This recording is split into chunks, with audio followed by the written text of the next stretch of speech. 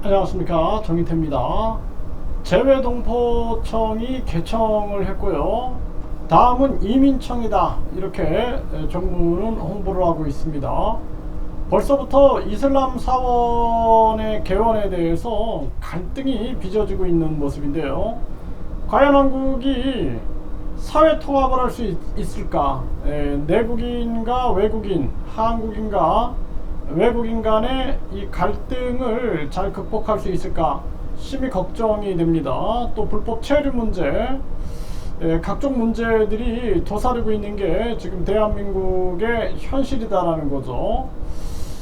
네, 지금 상황을 한번 보면은요. 네, 대구 북구에서는 이슬람 사원 돼지머리가 재등장했다. 네, 그래서 이슬람 사원 건축을 반대하면서 이렇게 계속해서 갈등이 빚어지고 있는 그러한 모습이죠.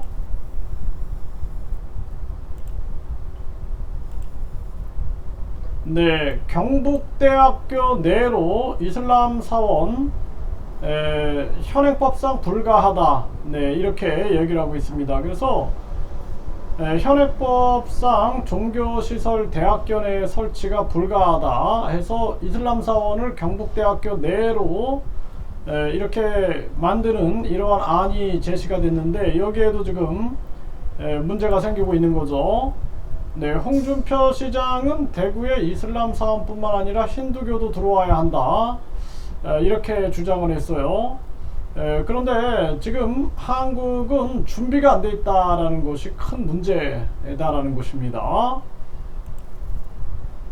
네, 인력난 시달리는 조선소, 내국인 외국인 갈등이 수면 위로 올라왔다라는 것입니다. 이게 제가 항상 말씀을 드렸는데 이런 것들이 이제 현실화되는 거죠.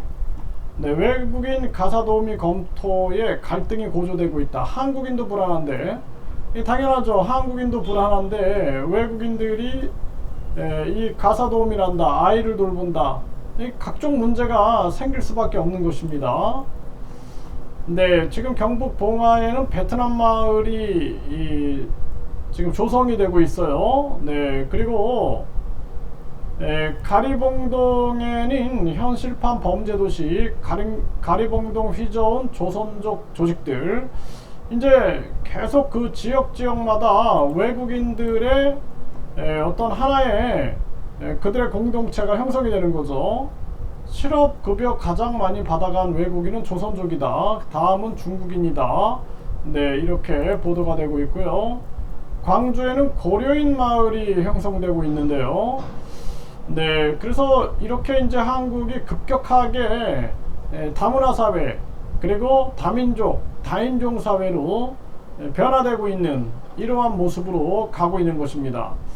그래서 조선족, 고려인 모두 다 본인들이 우리 한국을 생각하면서 국적을 이제 한국에서 받겠다, 이렇게 해서 이제 한국과 함께 가겠다, 이런 것은 감사하겠지만 그렇지 않고 그냥 한국을 돈벌이산으로 이용한다 그러면은 이 부분은 우리가 신중하고 현실적으로 바라봐야 할 부분이다. 저는 그렇게 바라보게 됩니다.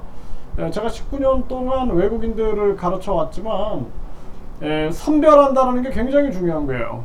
우리 조선족이니까 모두 다 우리 편, 네, 또 고려인이니까 다 모두 다 우리 편, 이럴 문제는 아니다. 그리고 뿐만 아니라 서류 위조해가지고 고려인으로 위조하는 사례들, 또 조선족으로 위조하는 사례들, 또 북한 공산당이나 중국 공산당이 공작으로 활용하는 사례들, 이런 것들이 굉장히 많죠. 우리나라는 또 외국인 투표권이 있고, 지금 외국인들이 한국의 금융, 부동산, 주택 등을 장악하고 있어요. 이게 이제 이권도 장악하면서 여러가지 갈등들이 생길 수밖에 없다라는 것입니다. 네, 재외동포청이 오늘 개청이 됐다 해가지고 또 이렇게 기사가 나오고 있고요. 네, 골든타임 살리려면 이민청을 서둘러야 한다. 이제 이민청 차례로 가고 있는 거죠. 네, 재외동포청 다음은 열린 대한민국 만들 이민청이다. 네, 이렇게 해서 이제 이민청, 급격한 이제 다민족화, 다인종화, 다문화 사회로 가고 있는 한국의 모습입니다. 제가 걱정되는 것은 수많은 갈등의 문제예요. 이게 사회 통합 과연 할 수 있느냐, 그리고 외국인들 선별 능력이 있느냐, 이러한 문제들. 저출산 고령화 문제를 직접 지원으로 해결할 수 있었음에도 불구하고 300조라는 엄청난 돈을 써놓고도 누구 하나 책임지는 자가 없고, 그냥 당연히 대한민국은 이제 뭐 저출산 해결 못한다, 그냥 다민족 사회, 다인종 사회로 가야 한다, 지금 이렇게 몰아가는 분위기입니다. 네, 그런데 큰 문제점들이 드러날 수밖에 없다. 네, 그래서 다민족 사회가 한국이 과연 이러한 부분들이 뭐 스스로 우리가 이걸 받아들여서 된 게 아니라 어쩔 수 없이 지금 끌려가고 있는 거예요. 저출산 고령화로. 이러한 정황에서 이 문제가 온전히 해결될 수 있을 것인가, 정말 답답한 미래 상황이다, 이렇게 말씀을 드립니다.